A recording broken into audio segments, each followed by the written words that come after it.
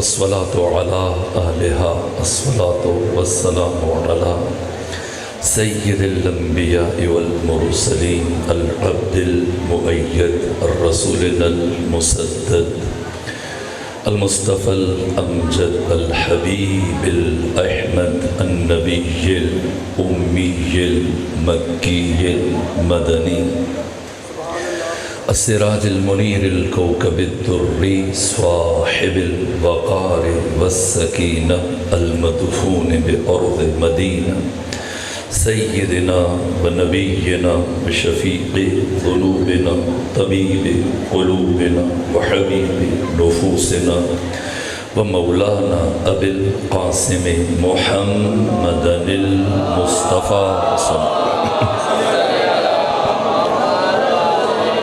وأهل بيته الأطيبين الأطهرين الأنجبين المأصومين المظلومين ولعنة الله على أعدائهم ومنكري فضائلهم وغاصب حقوقهم من يوم عداوتهم إلى الآن ومن الآن إلى قيام يوم الدين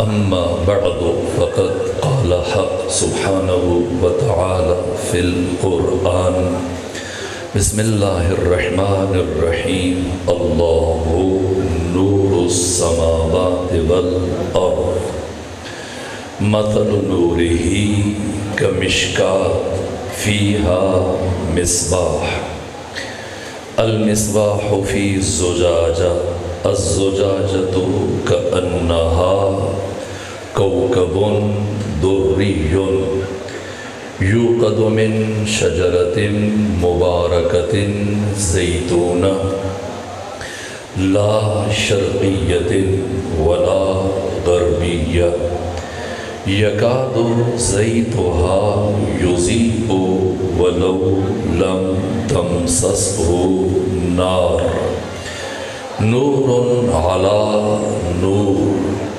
يهدي الله لنوره من يشاء ويضرب الله الأمثال للناس والله بكل شيء عليم صلوات بجی خاندان فاطمہ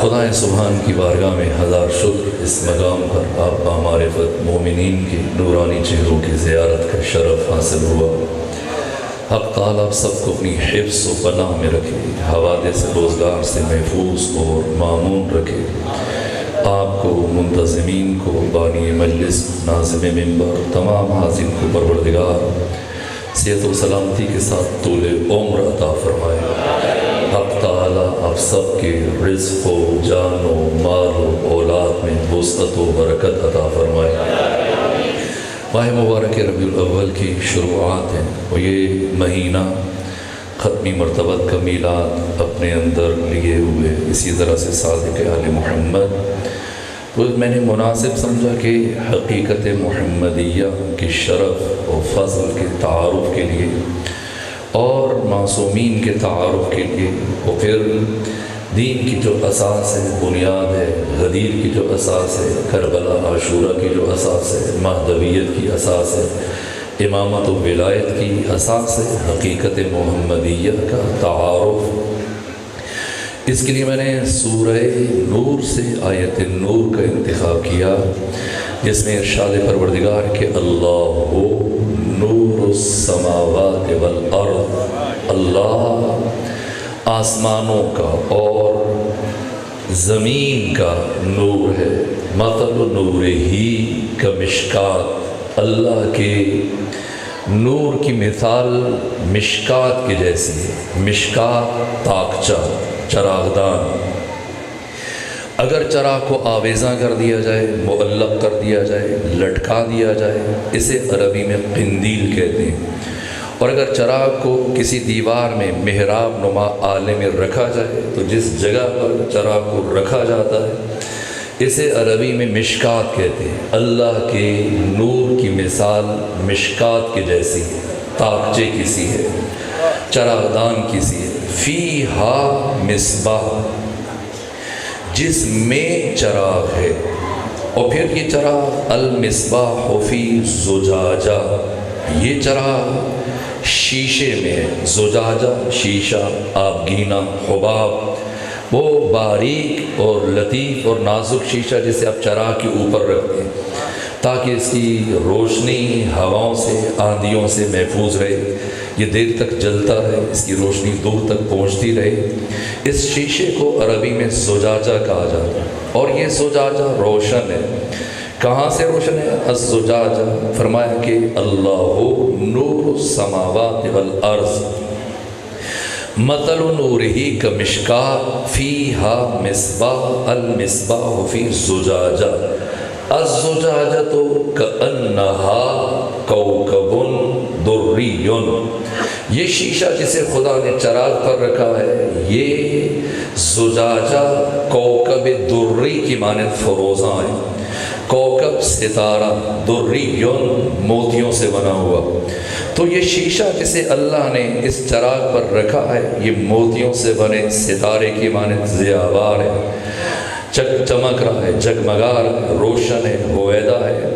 اور اس کی روشنی کہاں سے ہے؟ اس زجاجہ کی، یوقد من شجرۃ مبارکۃ زیتونہ، اسے روشن کیا گیا شجرہ مبارکہ زیتونہ سے۔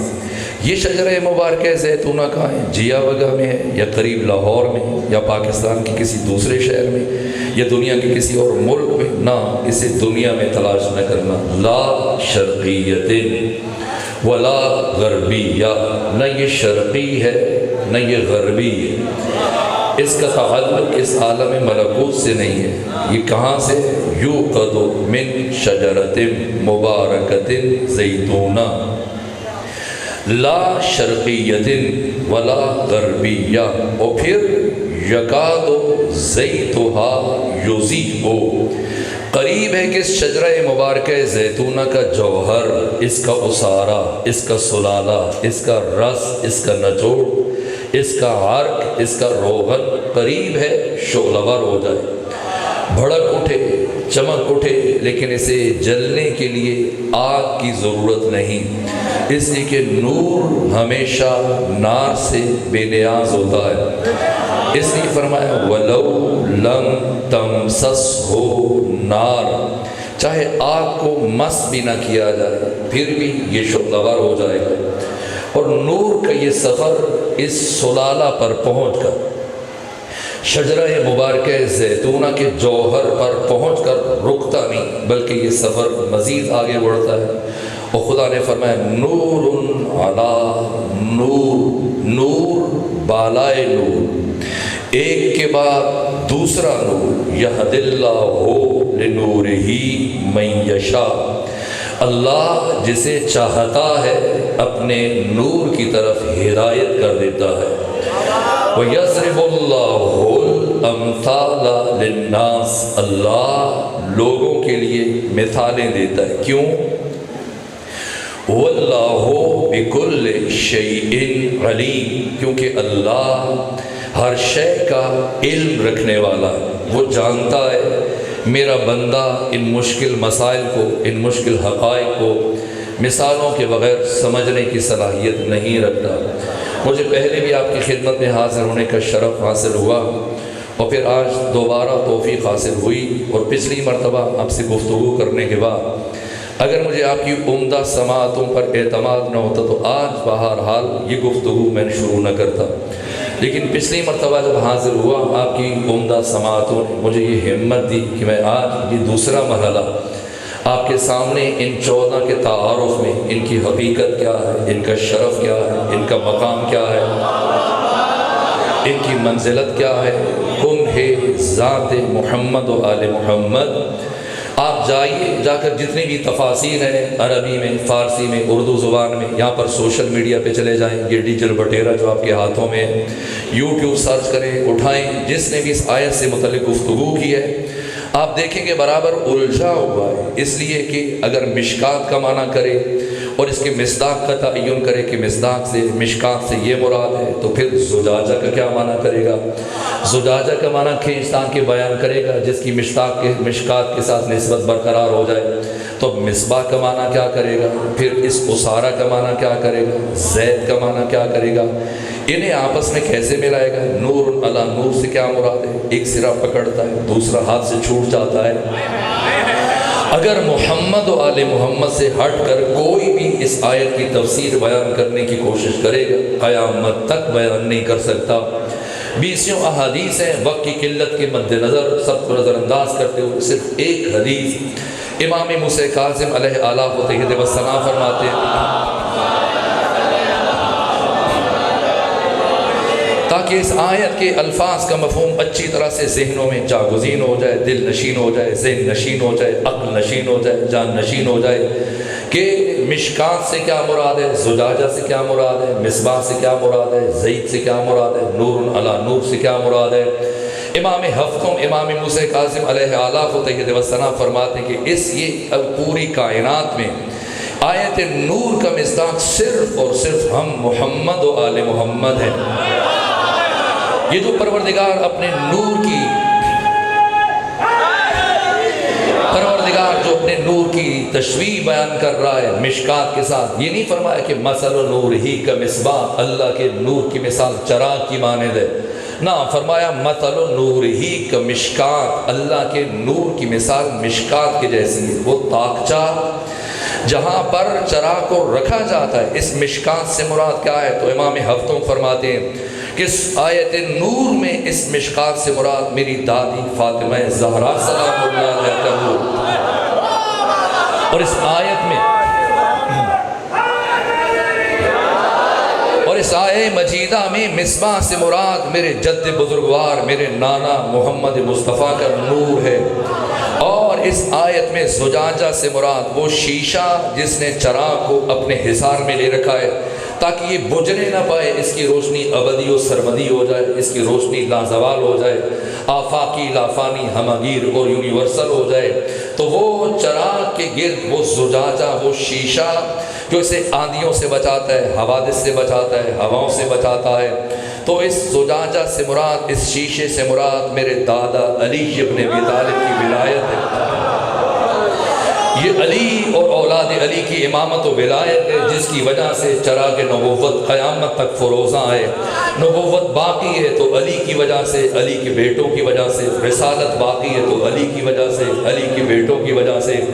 اور پھر یہ جو فرمایا کہ یہ روشن ہے کوكب دری کی مانند، اور اس کی روشنی من شجرۃ مبارکۃ زیتونہ، اس شجرہ مبارکہ زیتونہ سے مراد حقیقت محمدی، حقیقت محمدی فرد کا نام نہیں ہے، جوہر کا نام ہے۔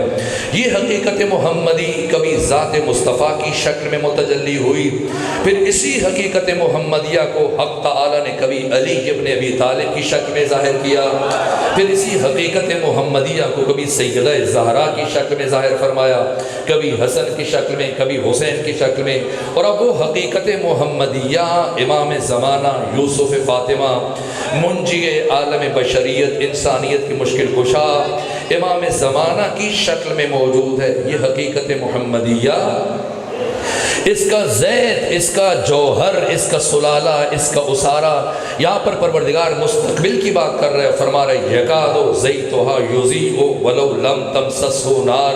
یہ شہادت حسین کو بیان کیا جا رہا ہے، وہ مقدس ترین خون جو شجرہ مبارکہ زیتونہ کا جوہر ہے جو عاشورہ میں بہے گا، لیکن یہ سفر اس جوہر پر آ کر رکتا نہیں، پروردگار اسی جوہر اور زید کی نسل سے مزید نور کے سلسلے کو آگے بڑھائے گا۔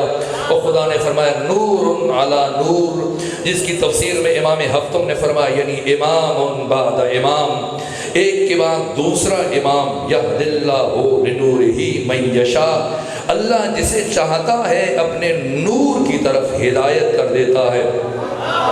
اس نور سے کیا مراد ہے؟ آپ چلے جائیے ہماری نجی زندگی میں، سوشل میڈیا پر مباحثے ہیں، گفتگو ہے، مناظرے ہوتے ہیں، ایک کہتا ہے کہ نبی نور ہے، دوسرا کہتا ہے نہیں بشر ہے، ایک کہتا ہے پیغمبر نور ہے، دوسرا کہتا ہے خاک ہے، ایک کہتا ہے اہل بیت نور ہے، دوسرا نفی کر رہا ہے۔ وہ جو ثابت کر رہا ہے کہ یہ 14 نور ہے، اس سے پوچھیں کہ بتاؤ یہ جو ان کے نور ہونے کو ثابت کر رہے ہو، نور سے مراد کیا ہے شاید نہ بتا پائے۔ وہ جو نفی کر رہے کہ نہیں نور نہیں ہے، خاک ہے، بشر ہے، اس سے پوچھو اچھا یہ جس نور کی نفی کر رہے ہو یہ تو بتاؤ نور کسے کہتے ہیں، شاید وہ بھی نہ بتا پائے۔ یہ مشکل مرحلہ ہے، اس لیے لازم ہے رک کر پہلے مرحلے میں یہ سمجھا جائے یہ نور کی حقیقت کیا ہے، نور کی ماہیت کیا ہے، نور سے مراد کیا ہے۔ تو فلسفے میں اور حکمت میں جو نور کا معنی کیا گیا ظاہر لنفسہ و مظہر لغیرہ، کسی اور موقع پر اس کی مزید تفصیل کو بیان کیا جائے گا۔ آج صرف ایک جملہ جو مرحوم ملا صدرہ نے اسفار اربع میں نور کی وضاحت میں بیان کیا، نور وہ حقیقت کہ ہر ایک جس کا محتاج ہو اور وہ خود سب سے بے نیاز ہو۔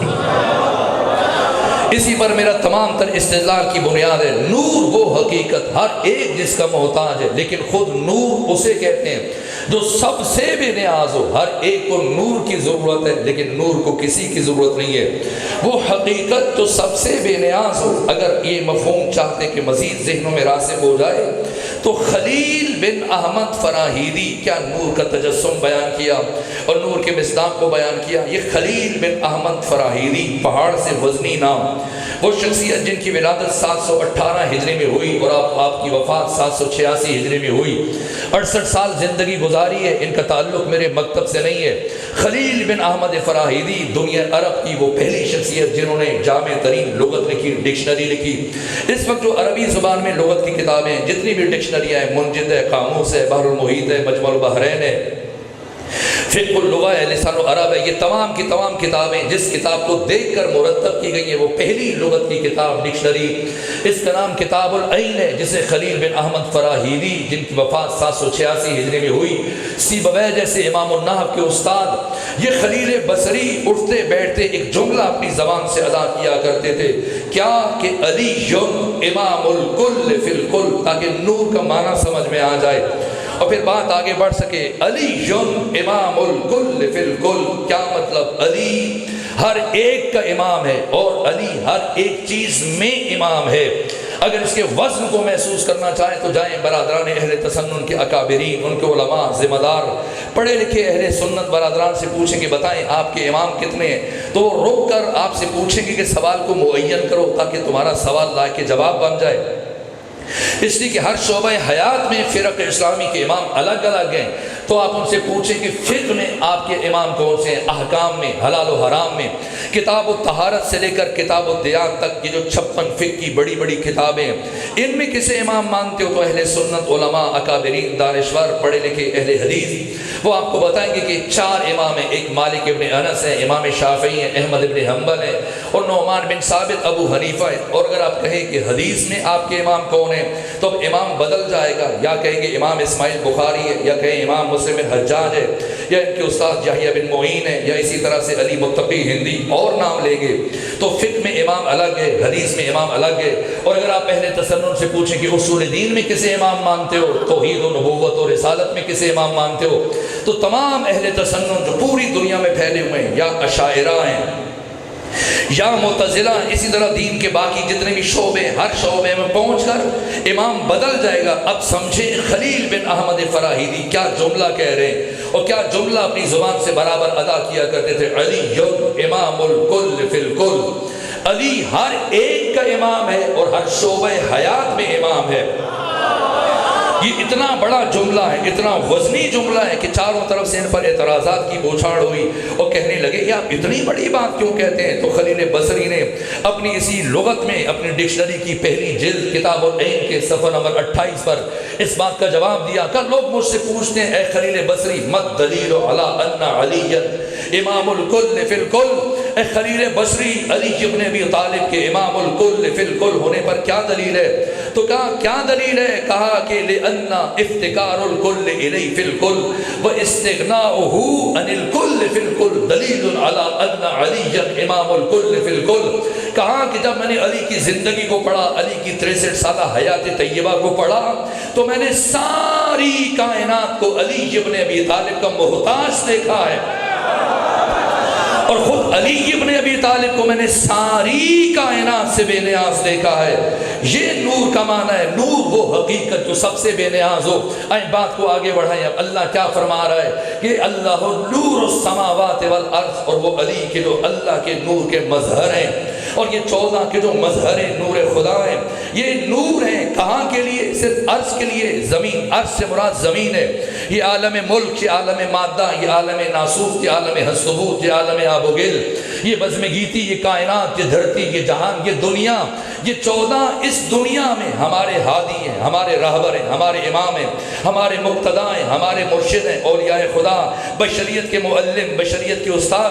لیکن کیا ان 14 کا نور اس عالم ناسوت میں, عالم ملک میں, عالم مادہ میں منحصر ہے؟ نہ. پروردگار فرما رہے نور السماوات والارض, یہ زمین اور آسمان, تمام آسمان, آسمانوں سے مراد عالم ملکوت, عالم ملکوت میں ملکوت اسفل, پھر ملکوت اعلیٰ, پہلے عالم نفس ہے, عالم مثال ہے, پھر بیت المعمور, آسمان چہاروں, ملکوت اعلیٰ, عالم جبروت, بیت المعمور, اور پھر آسمان پنجم, ششم, ہفتم, پھر عرش ہے, لوح ہے, قلم ہے, کرسی ہے.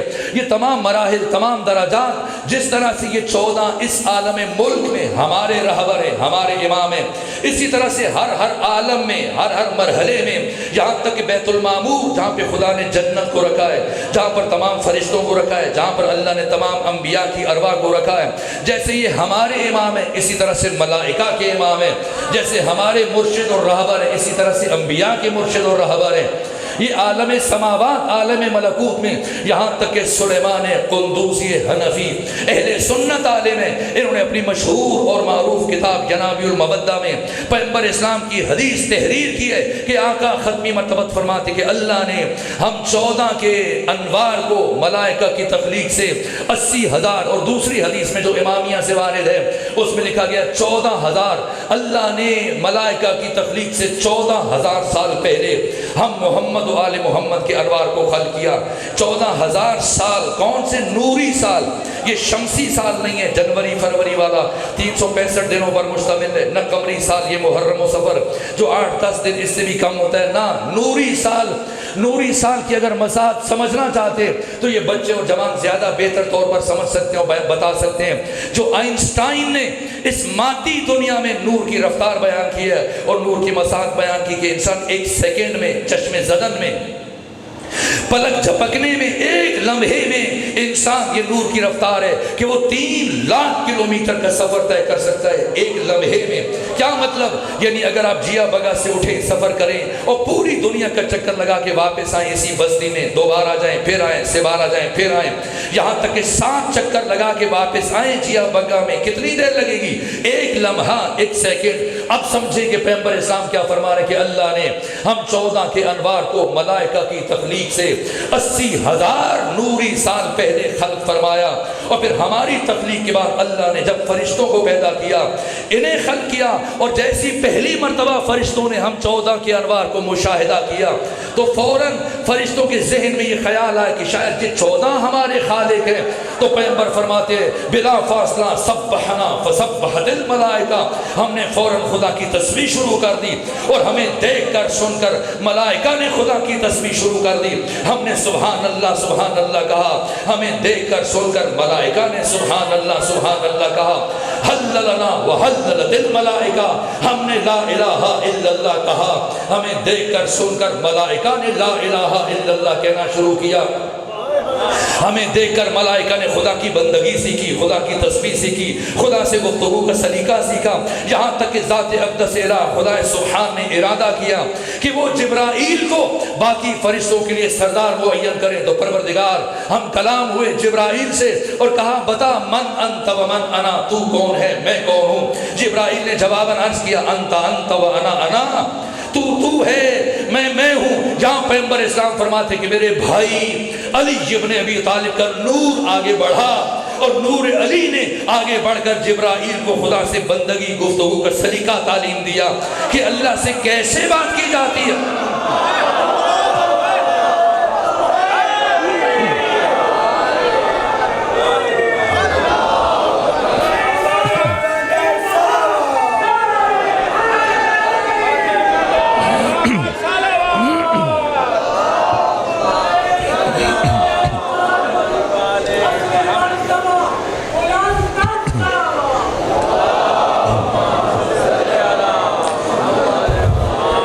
یہ پیغمبر اسلام فرماتے ہیں جناب المودہ میں سلیمان قندوزی حنفی نے یہ لکھا کہ پیغمبر فرما رہے میرے بھائی علی کا نور آگے بڑھا، اور آگے بڑھ کر علی نے جبرائیل کو خدا سے سخن اور گفتگو کا سلیقہ تعلیم دیا کہ اللہ سے کیسے بات کی جاتی ہے، کیسے گفتگو کی جاتی ہے۔ علی نے کہا کہ اس طرح سے خدا سے بات کرو، کہو کہ انتا رب الجلیل وانا عبدک الذلیل و اسمی جبریل۔ جبرائیل کا نام جبرائیل کسی اور نے نہیں رکھا، علی ابن ابی طالب نے رکھا۔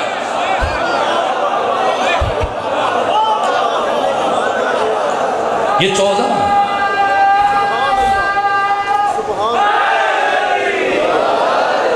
نور ہیں، نور کے ہر موجود جن کا محتاج ہے، اور یہ خود سب سے بے نیاز ہے۔ جس طرح سے عالم ناسوت میں ہر بشر جن ہے، انسان ہے، یہ ان کے لیے معلم ہے، مرشد ہے، رہبر ہے، مربی ہیں، استاد ہیں، ان کے لیے مقتدی اور امام ہے۔ اسی طرح سے ملائکہ کے لیے امام ہے، اسی طرح سے انبیاء کے لیے امام ہے، اور کوئی کسی کے ان کے مقام شامخ تک دسترس نہیں ہے۔ یہ تمام کے تمام فرشتے مستقر ہیں بیت المعمور میں۔ جنت کو خدا نے کہاں رکھا؟ بیت المعمور میں رکھا ہے۔ ارواح انبیاء کہاں مستقر ہیں؟ بیت المعمور آسمان چہاروں میں۔ ملائکہ کہاں ہیں؟ سارے کے سارے فرشتے بیت المعمور آسمان چہاروں میں۔ نہ کوئی نبی یہاں سے ایک قدم آگے بڑھ سکتا ہے، نہ کوئی ملک اور فرشتہ یہاں سے ایک قدم آگے بڑھ سکتا ہے، یہاں تک کہ حقیقت محمدیہ کا فرد اول، مصداق اول، ختمی مرتبہ جب معراج پر تشریف لے کر جا رہے تھے تو عالم ملک سے، اس عالم ناسوت سے جبرائیل نے یہ سفر ساتھ شروع کیا، مسلسل طے کرتے کرتے تمام مدارج کو، مراحل کو، ملکوت اسفل و ملکوت اعلیٰ و بیت المعمور تک جبرائیل پیغمبر کے ساتھ ساتھ چلتے رہے۔ لیکن جیسے ہی ختمی مرتبہ بیت المعمور سے آگے بڑھے، محسوس کیا جبرائیل رک گئے، اور پیغمبر نے پلٹ کر دیکھا، پوچھا کیوں رک گئے، آگے بڑھو۔ تو جبرائیل نے عرض کیا یا رسول اللہ لو دنوت انبلۃ لاحترقت، اگر ایک پورا برابر آگے بڑھوں میرے پر جل جائیں۔ پھر اس کے بعد کی جو درجات ہیں، مراحل ہیں، آسمان پنجوں میں، آسمان ششوں میں، آسمان ہفتوں میں، پھر عرش ہے، لوح ہے، قلم ہے، کرسی ہے۔ لوگ سمجھتے ہیں شاید عرش سے مراد کوئی جگہ ہے، کرسی سے مراد کوئی اس طرح کی کرسی ہے۔ نام کرسی منتہائے مکان کا نام کرسی ہے، جہاں مکان کی حدیں ختم ہو جائیں اسے کرسی کہا جاتا ہے۔ منتہائے زمان کا نام عرش ہے، جہاں پر عرش کی حدود ختم ہو جائیں، جہاں پر زمان کی حدود ختم ہو جائیں اسے عرش کہا جاتا ہے۔ اس سے بالاتر، اس سے ماورا سدرۃ المنتہا، سب سے بالاتر مقام لاہوت ہے۔ یہ مقام اسماء و صفات، اور یہ 14 اسی عالم لاہوت کے رہنے والے ہیں۔ یہ عالم اسماء و صفات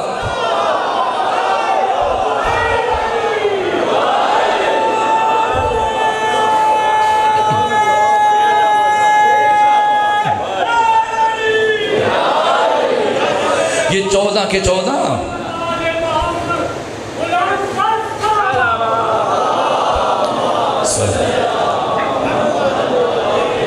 یہ حقیقت محمدیہ جس کی یہ 14 مصداق ہیں، یہ سب کے سب عالم لاہوت کے باشندے ہیں، جہاں خدا ہے اور غیر از خدا کوئی تصور نہیں، اور ہم جیسے انسانوں کے فکر و شعور و وہم و ادراک سے مابرا بالاتر، جہاں یہ 14 حق تعالیٰ کی تسبیح و تمجید و تحلیل و ذکر میں دائماً مصروف ہیں۔ یہ 14 حق تعالیٰ کے اسماء کے مظہر ہیں، یہ 14 حق تعالیٰ کی صفات کے مظہر ہیں۔ جیسے یہ ہمارے معلم ہیں، اسی طرح سے انبیاء کے معلم ہیں، اسی طرح سے ملائکہ کے معلم ہیں، یہاں تک کہ ختمی مرتبہ جب شب معراج تشریف لے کر جا رہے تھے، آسمان چہاروں بیت المعمور سے آگے بڑھنے لگے تو فرشتوں نے بارگاہ احدیت میں استفسار کیا، خواہش کی، پروردگار ہم جمال مصطفیٰ کا قریب سے مشاہدہ کرنا چاہتے ہیں، ہم چاہتے ہیں کہ ختمی مرتبہ ہمارے قریب سے گزریں اور آ کر سے مصافحہ کر سکیں۔ اذن پروردگار سے جب اجازت ملی فرشتوں کو، فرشتوں نے صفیں بنائیں اور ختمی مرتبہ تمام فرشتوں کی صفوں سے گزر رہے ہیں۔ یہ علماء اہل تسنن نے لکھا، علماء اہل تشیع نے، عرفاء نے، محدثین نے، جب ختمی مرتبہ فرشتوں کی صفوں سے گزر رہے ہیں تو سب فرشتوں کے سر جھکے ہوئے، چاروں طرف سے آوازیں بلند ہو رہی ہیں، سلام سلام سلام سلام، ہر طرف سے آوازیں آ رہی ہیں، اور ختمی مرتبہ فرشتوں کے درمیان سے گزر رہے ہیں، سر جھکے ہوئے ہیں۔ اور یہ علی ابن ابی طالب علیہ آلاف و تحیت و ثنا بیان فرماتے ہیں کہ اگر جاننا چاہتے ہو کہ تمہارے سامنے والا فرد، تمہارا سامنے والا شخص اور تمہارا مخاطب شریف ہے یا کم ظرف ہے، اگر امتحان لینا چاہتے ہو تو اس کے سامنے نام محمد اپنی زبان سے جاری کرو، اگر یہ نام سن کر اس کا سر تعظیماً جھک جائے تو سمجھو شریف ہے، سر نہ جھکے تو کم ظرف ہے، وہ کمینہ ہے۔ اسم مصطفیٰ، نام مصطفیٰ میں یار شرافت انسانی، جہاں سے پیغمبر گزر رہے ہیں فرشتے جھک جھک کر سلام کر رہے، جہاں تک کہ پیغمبر جب ایک فرشتے کے قریب سے گزرے تو جس کا نام سن کر چہروں پر اداسی آ جاتی ہے، اور اس گلی سے یہ فرشتہ ایک دفعہ گزر جائے بہت دنوں تک گریے کی آوازیں بلند رہتی ہیں، جن کا نام سن کے لوگ پریشان ہو جاتے ہیں۔ کون؟ جبرائیل۔ جیسی ختمی مرتبہ جبرائیل کے پاس سے گزرنے لگے، ایک مرتبہ آگے بڑھ کر جبرائیل نے مصافحہ کیا اور پھر کہا یا رسول اللہ گزارش ہے۔ پیغمبر نے فرمایا کہو کیا بات ہے؟ اسرائیل عرض کرنے لگا یا رسول اللہ یہ خواہش ہے کہ جب اپنے بھائی علی ابن ابی طالب سے ملاقات کیجیے گا تو میرا سلام پہنچائیے گا۔ ایک مرتبہ ختمی مرتبہ نے اسرائیل کی طرف دیکھا اور استفسار کیا اتعرف علی ابن ابی طالب؟ اسرائیل جانتے ہو علی کون ہے؟ تو کیا جواب دیا؟ کہا فکیف لا اعرفہ یا رسول اللہ، یا رسول خدا میں علی کو کیسے نہ پہچانوں؟ لقد امرنی اللہ، جبکہ خدا نے مجھے یہ حکم دے رکھا ہے اللہ اقبض روح شیعت علی ابن ابی طالب الا باذنہ، کہ میں اس وقت تک علی کے کسی بھی شیعہ کی روح کو قبض نہ کروں جب تک کہ علی کی طرف سے اجازت نہ آ جائے۔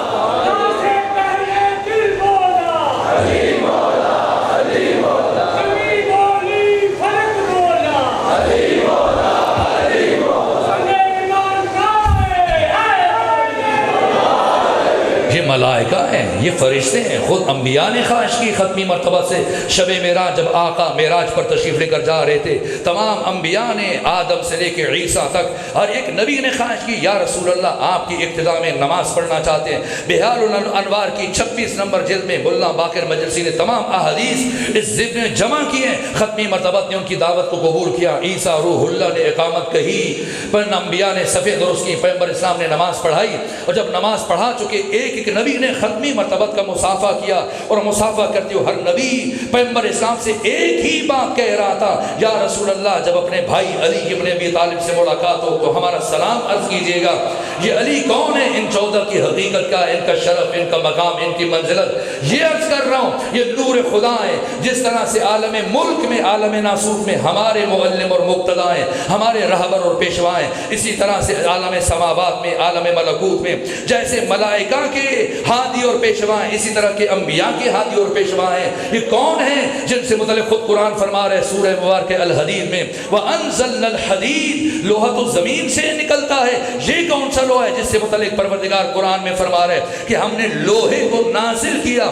مطلب ایک لوہا ایسا بھی ہے جسے زمین سے نہیں نکالا گیا بلکہ آسمان سے اتارا گیا۔ یہ کون سا لوہا ہے جو جنگ احد میں جب علی کی تلوار ٹوٹی ہے تو پروردگار نے ذوالفقار کو اتارا اور فرمایا فیہ باس شدید، جس میں شدید لڑائی ہے، ومنافع للناس، اور پھر خدا جانتا ہے من ینصرہ ورسلہ، کون ہے اس کے دین کی نصرت کرنے والا، اور کون اکیلا مجاہد جو اس کے سارے رسولوں کا مددگار ہے۔ یہ جس طرح سے ملائکہ کے معلم اور مشکل کشاں ہیں، جیسے ہمارے معلم مشکل کشاں ہیں، اسی طرح سے یہ 14 اور مظہر جلال خدا، مظہر جمال خدا نور علی ابن ابی طالب اسی طرح سے انبیاء کے معلم ہیں، انبیاء کے مشکل کشاں ہیں، انبیاء کے ہادی و پیشوا ہیں۔ یہاں تک کہ قرآن بیان فرما رہا ہے کہ وہ اکیلا مجاہد کون ہے جو ایک نبی کی، ایک رسول کی نہیں، سارے رسولوں کا مددگار ہے۔ اور جب قرآن یہ بات کر رہا ہے تو باقی ادیان کے افراد یہ ادعا کریں گے، عیسائی ہیں، یہودی ہیں، کہ بھائی ہمارے لیے تو قرآن حجیت نہیں رکھتا ہے۔ اگر انبیاء ماں سبق کی بات ہے تو پھر پچھلی کتابوں سے بات کرنی پڑے گی کہ وہ کون ہے اکیلی ہستی کہ جو تمام انبیاء کا ناصر ہے، تمام انبیاء کا مددگار ہے، تمام انبیاء کا مشکل کشا ہے۔ تو اب قرآن سے گزر کر صحف ابراہیم، صحف موسیٰ، تورات، انجیل و زبور میں کیا ہے، یہاں تک کہ انجیل، یہ ڈیجیٹل بٹیرا آپ کے ہاتھوں میں ہے، ابھی سرچ کیجئے اور ابھی نکالیے، دیکھیے انجیل متی کی 46واں باب 27ویں آیت، It's about 3 o'clock Jesus cried out with loud shout Eli Eli Eli lema sabaqtani۔ یہ آیت آج بھی موجود ہے، یہ آیت آج بھی موجود ہے انجیل میں کہ جب حضرت عیسیٰ کو ایک مرتبہ پھانسی دینے کے لیے لے کر گئے، موت کی طرف لے کر گئے، تو عیسیٰ نے پوری طاقت سے کہا ایلی میری مدد کو آئیے۔ تب سوال یہ کہ یہ ایلی کون ہے؟ جس طرح سے عربی میں، اردو میں، فارسی زبان میں لفظ علی اللہ کے لیے بھی استعمال ہوتا ہے، مولا علی کے لیے بھی استعمال ہوتا ہے، اسی طرح سے عبروں میں، عبرانی زبان میں لفظ ایلی اللہ کے لیے بھی استعمال ہوتا ہے، مولا علی کے لیے بھی استعمال ہوتا ہے۔ تو ممکن ہے کہ عیسائی کہیں کہ اس وقت جناب عیسیٰ اپنے خدا کو پکار رہے تھے، تو اب انہی کی کتاب کا حوالہ سنیے۔ اب زبور میں جناب داؤد کیا کہتے ہیں کہ it is our duty to revere him whose name is Eli، یہ ہماری ڈیوٹی ہے کہ عزت کریں اس کی جس کا نام ایلی ہے۔ لیکن جناب داؤد، ہم تو یہ جاننا چاہتے ہیں کہ تورات میں، انجیل میں، زبور میں، آسمانی صحیفوں میں لفظ ایلی آیا ہے، اس سے مراد کون ہے؟ تو اب جناب داؤد فرماتے ہیں کہ this honorable personality is also called as Haider, اس عزت دار شخصیت کو حیدر بھی کہتے ہیں۔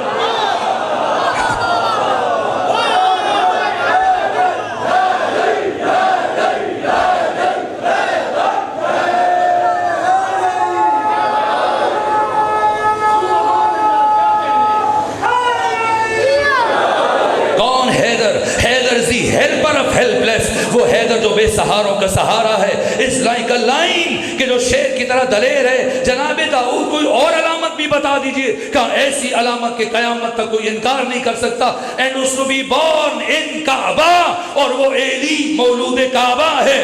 اور پھر کیا فرمایا؟ to seek his help، اسی علی سے مدد تلاش کرو، اسی علی سے مدد تلاش کرو۔ تو جب ہم نے دیکھا کہ انجیل میں جناب عیسیٰ یہ کہہ رہے ہیں ایلی ایلی ایلی لما شبختنی، اور زبور میں جناب داؤد یہ کہہ رہے ہیں ٹو سیک ہز ہیلپ، اسی علی سے مدد تلاش کرو، تو پتہ چلا کہ یا علی مدد کہنا بدعت نہیں ہے، انبیاء کی سنت ہے۔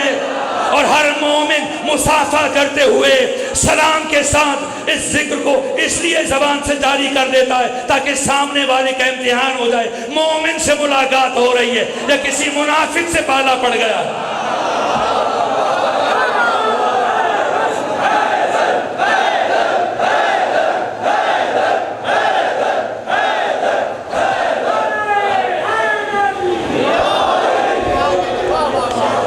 پروردگار آپ کو سلامت رکھے، سینے میں سکت نہیں، اور پھر مسلسل مجالس کا سلسلہ ہے۔ میں یہاں سے بات آگے بڑھاتا، لیکن اب مزید اس سے آگے بات پھر کبھی توفیق ہوئی دوبارہ حاضر ہوا۔ جہاں آج بات چھوڑ کر جا رہا ہوں، یہ شروعات ہے، یہ اساس ہے، یہ بنیاد ہے، پھر یہاں سے بات آگے بڑھے گی۔ لیکن اب بس گفتگو کو سمیٹ لوں۔ وہ علی جو بشریت کے مشکل کشاں ہیں، وہ علی جو کائنات کے مشکل کشاں ہیں، وہ علی جو ملائکہ کے مشکل کشاں ہیں، وہ علی جو انبیاء کے مشکل کشاں ہیں، وہ علی کے جو عالم انسانیت کے مشکل کشاں ہیں، زمان و مکان سے ماورا، وہ حقیقت ابدی، نور خدا، علی کی ابن ابی طالب، وہ ہستی کہ حق تعالی نے تمام تر فضائل، تمام تر کمالات کی حد انتہا کو جس ہستی کی لافانی حیات کا نقطہ آغاز بنا کر اس کائنات میں بھیجا، یہ علی اللہ نے بشر پر جو احسان کیا، وہ ان 14 ہستیوں کو پیکر بشری میں ہمارے درمیان ہماری ہدایت کے لیے بھیجا ہے۔ اور پھر جب اسی علی کی ولایت کو نظر انداز کیا گیا تو پھر کربلا پیش آئی ہے، اور پھر اسی کربلا کے تحفظ کے لیے جس ہستی کو انبیاء کی محنتوں کو بچانے کے لیے اللہ نے نور حسین کو بھیجا۔ اس آیت میں بس آخری جملہ عرض کر رہا ہوں، اس آیت میں لفظ نور 5 مرتبہ استعمال ہوا جو پنجے تنے پاک کے نور کی حکایت کر رہا ہے۔ اس آیت میں لفظ مصباح 2 مرتبہ استعمال ہوا۔ اس آیت میں لفظ زجاجہ بھی 2 مرتبہ استعمال ہوا۔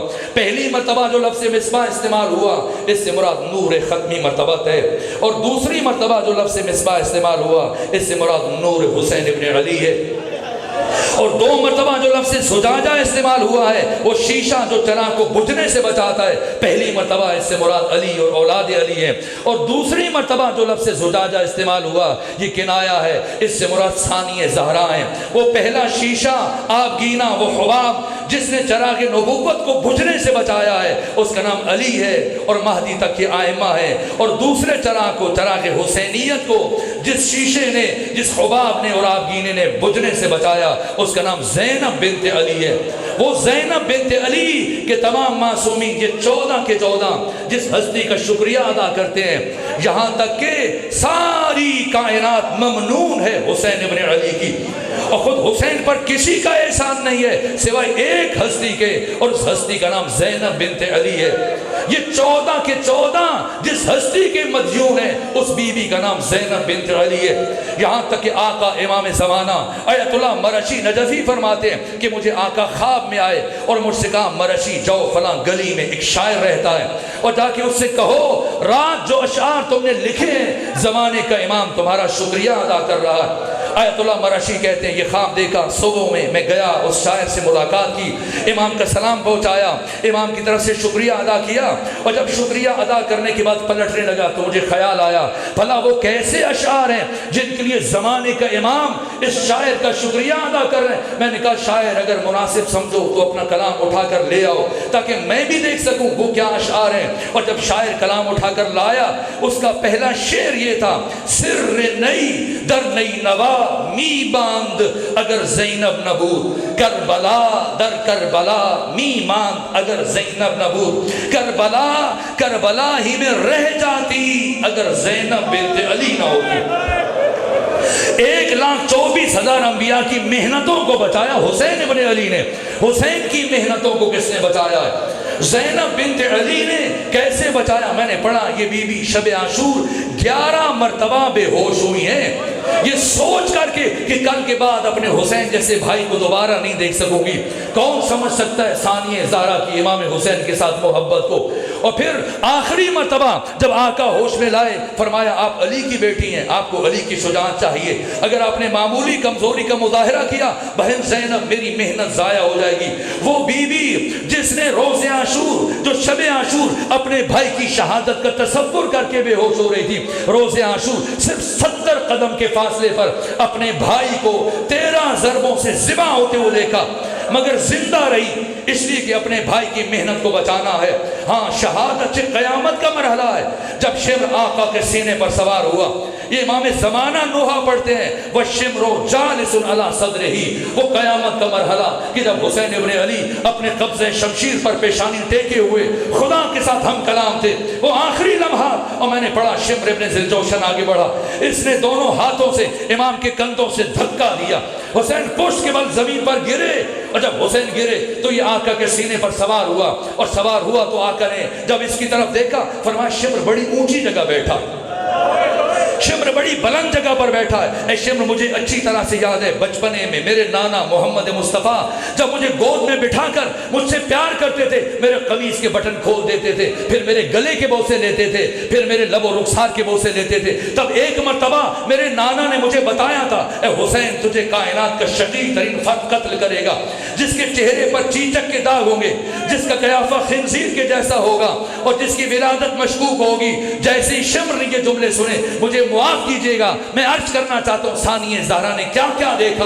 اور کیوں زندہ رہی اور کیسے زندہ رہی، یہاں تک کہ جیسے امام نے یہ جملے کہے ایک مرتبہ شمر نے امام حسین کی داڑھی کو بائیں ہاتھ سے پکڑا اور دائیں ہاتھ سے امام حسین کے رخسار پر تماچے مارنا شروع کیے۔ پھر خدا نہ کرے کوئی بچی اپنے بابا کا وہ حال دیکھے جو سکینہ نے حسین کی حالت دیکھی ہے، دوڑتی ہوں مقتل میں آئی، جتنی دیر میں شمر نے اس بچی کو اپنے بابا سے الگ کیا بس اتنی دیر میں حسین نے اپنی قوت کو جمع کیا، سر سجدے میں رکھا۔ یہ قیامت کے مراحل ہیں، لیکن اس کے باوجود جو میں نے پڑھا ہے بس میں مسائل میں خود ایک فکر بھی بیان کر کے جانا چاہ رہا ہوں، ایک جملہ تاکہ سمجھ میں آ جائے کہ اس دین کو ہم تک پہنچانے کے لیے کیا کیا قربانیاں دی گئی ہیں۔ یہاں تک کہ شہادت حسین سے مشکل مرحلہ پھر جب آپ کا سرطن سے جدا کیا گیا، یہ 11 جرنیل ہیں، ان میں سب سے پہلے عمر ابن سعد ہے، پھر شمر ابن ذوالجوشن ہے، حسین ابن نمیر ہے، حجار بن ابجر ہے، شمس بن ربیع ہے، یزید بن حارث ہے، قیس بن اشعث بن قیس کندی ہے، اور محمد بن اشعث بن قیس کندی ہے، اسی طرح سے عمرو بن حجاج زبیدی۔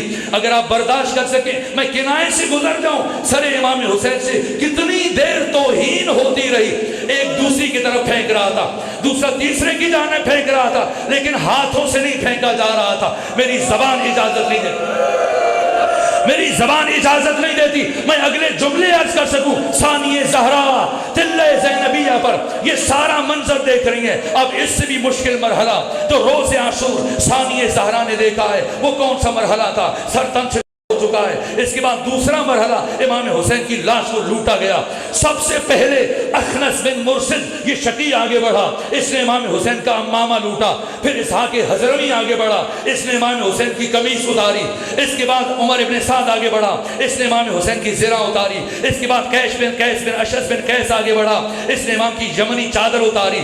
इसके बाद असवद बिन खालिद आगे बढ़ा, इसने इमाम के जूते उतारे। इसके बाद जमी बिन खल्क आगे बढ़ा और इसने इमाम की तलवार लूटी। और इसके बाद बजदल बिन सुलैम जब लाश के करीब आया, देखा कुछ नहीं बचा है, और जब निगाह पड़ी है आपकी उंगली पर, देखा एक अंगूठी है, अंगूठी उतारने की कोशिश की लेकिन उंगलियों में वर्म आ चुका था। जब ना उतर सकी, क्या किया है, इसने दाएं बाएं देखा, दो पत्थर तलाश किए, एक पत्थर जमीन पर रखा, एक पत्थर जमीन पर रखा, दूसरे पत्थर से हुसैन इब्न अली की उंगली को काट डाला। ये कयामत का मरहला है, लेकिन इससे भी ज्यादा मुश्किल मरहला फिर इमाम हुसैन की लाश को पायमाल किया गया। कैसे पायमाल किया गया, खुद हुसैन ने बताया। शाम गरीबा जब जनाब सकीना आपकी लाश पर पहुंची थी, और जब जनाब ज़ैनब सलामुल्लाह अलैहा बीबी को उठाने के लिए गई और पूछा वापसी पर, क्या आपके बाबा ने आपसे कोई बात की थी? तो जनाब सकीना ने बताया था, हाँ फूफी अम्मा, मेरे बाबा ने मुझे अपने शियों के लिए एक पैगाम दिया था। कहा था, ए सकीना मेरे शियों तक ये पैगाम पहुंचाना, शीअती मा अस्बिन इन शरिबतुम फस्कुरूनी, कहना ए मेरे शियों, जिंदगी में जब कभी ठंडा पानी पीना, जब कभी मीठा पानी पीना, मेरी प्यास को याद करना, और उनसे कहना ओ समय तुम बेक़तीलिन ओ गरीबिन फंदिमूनी, उनसे कहना जब सुने कोई परदेसी मारा गया, कोई मुसाफिर मारा गया, उनसे कहना पहले हम पर गिरिया कर ले। और फिर कहा उनसे कहना लई तकुम फी यौम आशूरा जमीअन तंजुरूनी, काश तुम लोग करबला में होते आशूर के दिन तो देखते, कैफ़ अस्तस्क़ील तिफ़ली फ़अदौ अयरहमूनी, कैसे मैं अली अस्कर को साथ लेकर जाता हूँ और कैसे अली अस्कर के गले पर तीर चलता। उसके बाद कयामत का जुमला है, शह सकीना मेरे शियों को बताना, वह बिजिल्दिल खैल साकूनी, और सकीना शियों से कहना कि मुझे जिल्द कहते हैं घोड़े की टाप, खैल कहते हैं ख्याल की रफ्तार से दौड़ने वाला घोड़ा, तेज रफ्तार घोड़ा। साकूनी का मतलब है उन्होंने मुझे पीस कर रख दिया, पीस कर रख दिया। ये भी कयामत का मरहला है, लाश का लूटा जाना, इसके बाद लाश की पामाली। लेकिन इसके बाद जो सबसे बड़ी कयामत थी, इस जुमले के लिए मैंने आपको ज़हमत दी है। अज़हर हसन ज़ैदी मरहूम कहा करते थे, लोग कहते हैं कयामत आएगी, भला कौन सी कयामत आएगी? क्या कयामत तो आ चुकी है, क्या इससे बड़ी कयामत आएगी कि अली इब्न अबी तालिब की वो बेटी कि जो अपनी माँ फातिमा ज़हरा की रहलत के मौका पर उस हुजरे में, याद है जब जनाब सैयदा ज़हरा की शहादत हुई थी, और गुस्ल कफन के बाद जब मौले मुत्तकिया ने बारी बारी बच्चों से कहा था आकर आखिरी मर्तबा अपनी माँ फातिमा के चेहरे की ज़ियारत करें, इमाम हसन आए थे, इमाम हुसैन आए थे, और जब फिजा गई जनाब ज़ैनब के पास और कहा कि बाबा अली कह रहे आकर आखिरी मर्तबा माँ के चेहरे की ज़ियारत करें ताकि बीवी को तदफीन के लिए लेके जाएं, तो सुनेंगे इस 5 बरस की बच्ची ने क्या जवाब दिया था? कहा था अम्मा फिजा पहले बाबा से कहें वो उस हुजरे से बाहर तशरीफ ले जाए, वो उस हुजरे से बाहर तशरीफ ले जाएं, इसलिए कि मबादा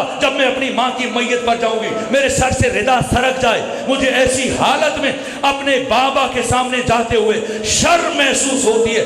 अरे जो बीवी 5 बरस की उम्र में अपने बाबा के सामने जाते हुए शर्म महसूस कर रही है, अल्लाह जाने नंगे सर यजीद जैसे शराबी के दरबार में कैसे जाए। ये कयामत का मरहला था। ये अज़हर हसन ज़ैदी साहब ने कहा क्या इससे बड़ी कयामत आएगी? इसलिए मेरे अजीजों मैं सोचा करता था इमाम हुसैन अपने साथ अपने पोते इमाम मोहम्मद बाकिर को लेकर क्यों गए कि रोज़े आशूर जिनकी उम्र 3 साल और 6 महीने 10 दिन थी, तो मैं सोचते हुए इस नतीजे पर पहुंचा और फिर मक्तल की रिवायतों को मिलाया, इसलिए कि रोज़े आशूर अगर जनाब इमाम बाकिर को न लेके जाते तो कयामत बर्पा हो जाती, कायनात की बसात को लपेट दिया जाता। इसलिए कि इमाम हुसैन की शहादत से 1000 गुना ज्यादा मुश्किल मरहला, इमाम हुसैन की लाश के लुटने से 1000 गुना ज्यादा मुश्किल मरहला, इमाम हुसैन की लाश की पायमाली से 1000 गुना ज्यादा मुश्किल मरहला। वो वक्त जब सानिए ज़हरा की चादर को लूटने के लिए ये अशकिया बढ़ रहे थे। मेरे अजीजों मैंने जो तारीख पढ़ी है 2 मकामात पर कयामत के आसार को मुशाहिदा किया गया। एक जब मौला मुत्तकियान के गुरुए अधर में रस्सी डाली गई थी और जब आपको दरबार लेके जाया गया था, तो सानिए ज़हरा जब टूटी हुई पसलियों के हमरा मस्जिद नबवी पहुंची और ये जुमला का तुम अली से बैत लेना चाहते हो, बैत लो, मैं अभी अपने बाबा की कब्र पर सर से चादर हटाकर تمہارے خلاف بددعا کروں گی. اور سلمان فارسی کہتے ہیں, اسے شیخ عباس قمی صاحب مفاتیح الجنان نے اپنے مقتل بیت الاحزان میں لکھا, جیسی بی بی کی زبان سے یہ جملے ادا ہوئے, ابھی چادر ہٹی نہیں تھی, کہا تھا کہ میں سر سے چادر ہٹا کر تمہارے خلاف بددعا کروں گی. سلمان کہتے ہیں میں نے مسجد نبوی کی دیواروں کو بلند ہوتے ہوئے دیکھا, میں نے عذاب کے آثار کو مشاہدہ کیا, میں نے محسوس کیا اگر بی بی نے چادر ہٹا دی تو قیامت آ جائے گی. اس لیے مولا احمد تقیہ نے فرمایا سلمان جاؤ نبی زادی کو منع کرو, اور یہاں نبی زادی کے ہاتھ نیچے آئے. یہ مشکل مرحلہ تھا. اور دوسرا مرحلہ ثانی زارہ کی چادر, میں نے پڑھا مقتل کی کتابوں میں, عصر عاشور کا وہ لمحہ جب دشمن بڑھے نیزے اٹھائے ہوئے, تلواریں اٹھائے ہوئے, جنائیں جب یہ سارے کے سارے بڑھے بی بی کی چادر لوٹنے کے لیے, یہ اتنی بڑی مشکل تھی. یہ قیامت کا مرحلہ تھا. سیاہ اندھیری چلنے لگی, سرخ آندیاں چلنے لگی, کربلا کی زمین پر زلزلے محسوس ہو رہے تھے. اور اگر ثانیہ زارہ کی چادر کو چھینا جاتا یہی ہوتا, لیکن اس مرحلے میں یہ حکمت تھی. حسین خود شہید ہوئے, دوسرے امام سجاد 22 برس کی عمر میں حالت غشی میں ہیں, کائنات کی بساط لپیٹ دی جاتی کہ ایک مرتبہ امام محمد باقر نے اپنا سر سجدے میں رکھا اور سبوح قدوس رب الملائکۃ والروح یہ آوازیں بلند ہوئی ہیں. ایک مرتبہ آندیاں رک گئی ہیں, ایک مرتبہ زمین پر آتے ہوئے زلزلے ٹھہر گئے, اور کائنات کی بساط کو نابود ہونے سے بچا لیا گیا. یہ ثانیہ زارہ کی یہ قیامت کا مرحلہ ہے. آخری جملہ میرے سینے میں سکت نہیں رہی, لیکن بات پوری ہو جائے تو آخری جملہ عرض کروں. اس پر یہ امام زمانہ ہے جو فرماتے ہیں میں صبح اور شام خون کے آنسو بہاتا ہوں, میں صبح اور شام خون کے آنسو بہاتا ہوں. علامہ ہلی کہتے ہیں جب میں نے زیارت ناہیہ کا یہ جملہ پڑھا میں نے عمل کیا, اور جب مجھے امام کی زیارت ہوئی میں نے پوچھا یہ آپ کے جملے ہیں کہ میں صبح اور شام خون کے آنسو بہاتا ہوں؟ فرمایا ہلی یہ میرے جملے ہیں. آقا کہتے ہیں جناب ہلی کہتے ہیں میں نے پوچھا اس لیے خون روتے ہیں کہ کربلا والے شہید ہوئے, آپ کے اجداد شہید ہوئے؟ فرمایا نا, آج سب ہوتے سب کے سب خون کے آنسو بہا رہے ہوتے. تو پھر میں نے پوچھا آقا بتائیں آپ خون کے آنسو کیوں روتے ہیں؟ تو امام نے فرمایا ہلی ہم آل محمد نے اس دن سے خون کے آنسو رونا شروع کیے جس دن سے دادی زینب کی چادر اتر گئی.